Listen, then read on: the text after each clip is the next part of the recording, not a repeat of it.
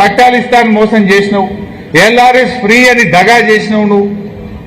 ఇవాళ ఇంత పెద్ద స్కామ్ జరిగితే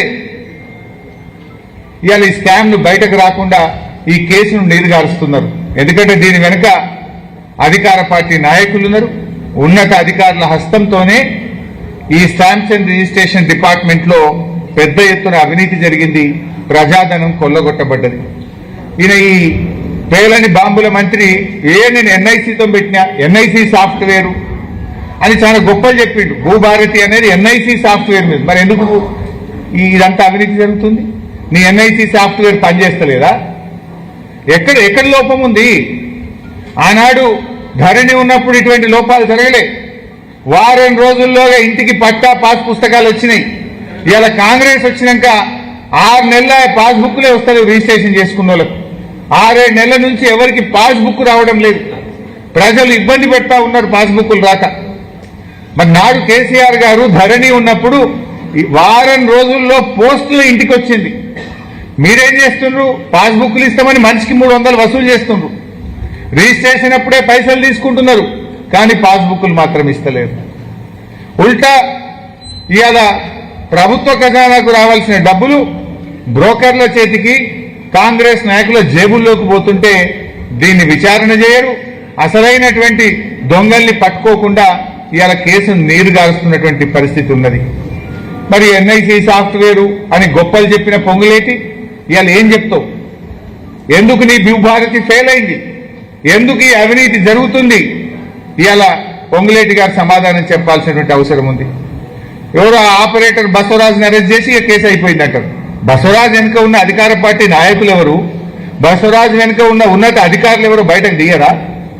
ఇది మళ్లీ భవిష్యత్తులో జరగకుండా కఠిన చర్యలు తీసుకోరా?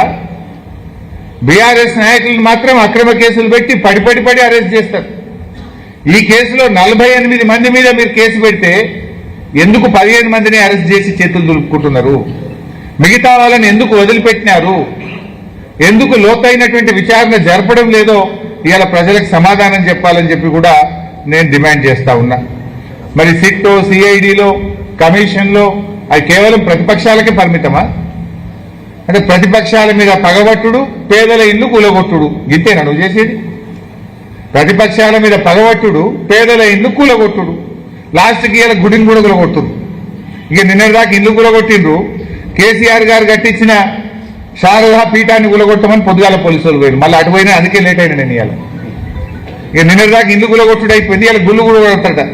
కేసీఆర్ ఆనవాళ్ళు మారుస్తా అంటే కేసీఆర్ గారు కట్టించిన గుడి కూడా కూలగొట్టాడు రేవంత్ రెడ్డి.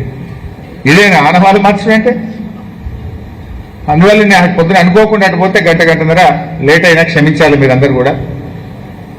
అయితే ఇలా 2.5 ఏళ్ల కాంగ్రెస్ పాలనలో ముఖ్యమంత్రి, మంత్రుల ఆస్తులు పెరిగినాయి, పేదల బతుకులైతే మారలే. రైతు బంధు రాదు, కళ్యాణ లక్ష్మి చెక్కులు రావు, బోనస్ రాదు, కేసీఆర్ కిట్ రాదు, పంటల బీమా రాదు. మంత్రులకు మాత్రం ఆస్తులు పెరుగుతున్నాయి, ముఖ్యమంత్రి ఆస్తులు పెరుగుతున్నాయి. ముఖ్యమంత్రి అన్నదమ్ముల ఆస్తులైతే ఇవాళ అడ్డగోలుగా పెరుగుకుంటా పోతున్నాయి. గ్యారంటీలన్నీ గాల్లో కలిసిపోయినాయి. ఇవాళ ఆ రోజు రేవంత్ రెడ్డి గారు, కేసీఆర్ గారు 2 పంటలకు రైతు బంధు ఇస్తే 3 పంటలకు ఎందుకు ఇవ్వమని అడిగిండు. నువ్వు 3 పంటలు కాదు కానీ 1 పంటకి ఇస్తలేవు కదా నువ్వు. కేసీఆర్ గారు బరాబర్ కరోనా వచ్చినా 2 పంటలకు ఇచ్చిండు. 2 పంటలకు ఇస్తే 3 ఎందుకు ఇస్తలేవన్నావు నువ్వు? 3 ఎందుకు ఇస్తలేవన్న రేవంత్ రెడ్డి నువ్వు 1 పంటకు ఎందుకు ఇస్తలేవు? సమాధానం చెప్పాలి కదా. నువ్వు వచ్చినాక ఇది 5వ రైతు బంధు. ఇప్పటికి పడ్డాయి 2, ఎగబెట్టినాయి 3. ఇచ్చింది తక్కువ, ఎగబెట్టింది ఎక్కువ. ఇది 5వ రైతు బంధు ఇప్పుడు పడాల్సింది యాసంగి. కానీ నువ్వు ఇప్పటిదాకా ఇచ్చినాయి 2, ఎగబెట్టినాయి 3 రైతు బంధులు. 15,000 ఇస్తానన్నాడు రాహుల్ గాంధీ. 15,000 కాదు, ఉన్నాయి కూడా ఎగబెట్టినావు నువ్వు. పక్కా బరాబర్ కేసీఆర్ ఉన్నప్పుడు ఒక నమ్మకం ఉండే, రైతులకు బరాబర్ రైతు బంధు పడుతుందని ఒక నమ్మకం ఉండే. నాట్లకు కేసీఆర్ రైతు బంధు ఇస్తే ఓట్లకు రేవంత్ రెడ్డి ఇస్తుండు. ఒకసారి ఎంపీ ఎన్నికల ముందు ఇచ్చిండు, ఒకసారి సర్పంచ్ ఎన్నికల ముందు ఇచ్చిండు. కాదు ఇప్పుడేం ఎలక్షన్ లేవు, మళ్ళీ పెట్టేశాడు. నాట్లకు కేసీఆర్, ఓట్లకు రేవంత్. ఇదే అంటే మీరు గుర్తు తెచ్చుకోండి. ఎంపీ ఎన్నికల ముందు ఒకసారి పడ్డది, సర్పంచ్ ఎలక్షన్ల ముందు ఒకసారి పడ్డది. ఇప్పుడు యాక్చువల్గా ఎంపీటీసీ, జెడ్పీటీసీ ఎలక్షన్ ఉంటే పడుతుండే. పర్లేదా?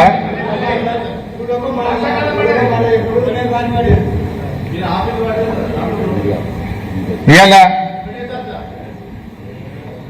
మేము ఒకటే ప్రభుత్వాన్ని కోరేది, పన్నులు పెంచుకుంటూ పోతుండు. ఫస్ట్ మేము గవర్నమెంట్ కోరేది ఇప్పుడు ఈ భూభారతి మీద రివ్యూ జరగాలి. అనేక అవకతవకలు ఉన్నాయి. భూభారతిలో జరిగిన అవకతవకల మీద విచారణకు వెంటనే సిట్ వేయాలని ముఖ్యమంత్రి రేవంత్ రెడ్డిని మేము డిమాండ్ చేస్తున్నాం. దీని వెనుక ఉన్న అధికార పార్టీ నాయకులు ఎవరో, అధికారులు ఎవరో అందరూ బయటకు రావాలి. దోషులందరినీ అరెస్ట్ చేసి ప్రభుత్వ ఖజానాకు రావాల్సిన ప్రతి పైసాను కూడా తెప్పించాలని చెప్పి మేము ప్రభుత్వాన్ని డిమాండ్ చేస్తున్నాం. అదేవిధంగా సాదా బైనామా అమలు విషయంలో ఏదైతే అమ్మిన వాళ్ళు